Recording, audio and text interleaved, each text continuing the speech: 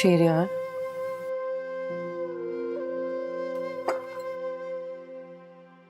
शेरियार क्या सोच रहे हैं?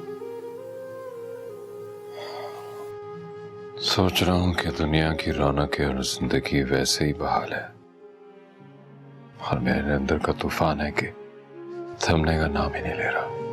क्या कहना चाह रहे हैं? तुम पे भरोसा ना करके जो वक्त मैंने बर्बाद किया वो वापस तो नहीं आएगा। भूल जाइए पुरानी बातें और पुराने वक्त को। समझ लीजिए यही लिखा था मुकद्दर में। तुमने कितना मुझे समझाने की कोशिश की मगर मैं समझ ही नहीं पा रहा था। आपकी आंखों पर नूर की झूठी मोहब्बत ने जाल बुन दिया था।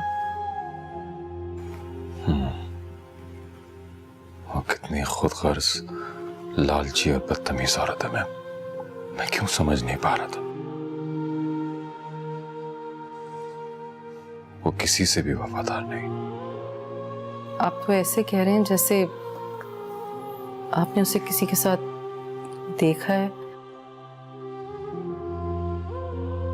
मेरा मतलब है जुबरान भाई के अलावा और आपके अलावा, मेरा मतलब है खैर जाने दें।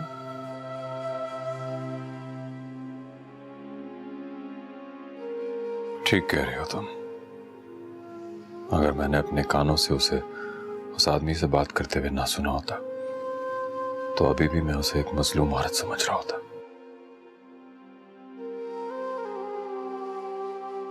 लेकिन वो पट्टी अब मेरी आंखों से उतर चुकी है। मैं जान चुका हूं कि वो एक मतलब परस औरत थी। अफसोस तो मुझे इस बात का है कि अपने बच्चों का हक, वो प्लॉट भी मैंने उसके हवाले कर दिया।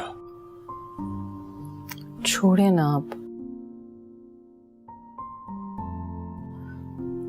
समझे हमारे बच्चों का सदका गया। और वो रूशान मेरी सायर का कैसे दुश्मन बना हुआ था। रुशान तो आपके लिए भी पता नहीं क्या क्या कहता था।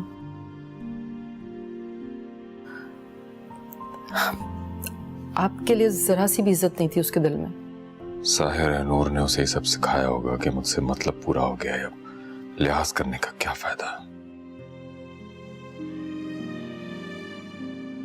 लेकिन खुदा गवाह है कि मैंने उन लोगों के लिए जो कुछ भी किया बेगर्जी में किया। आप दिल पर मत लें प्लीज, इस तरह आपकी तबीयत खराब होगी।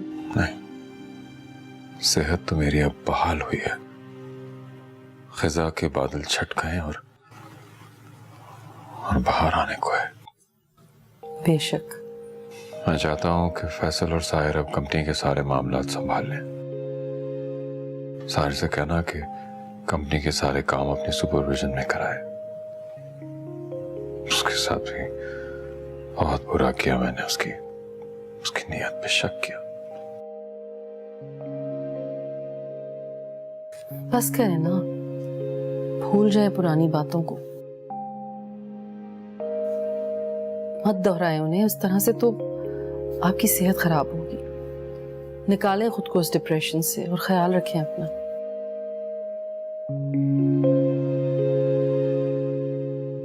चाय ठंडी हो जाएगी, पी लें।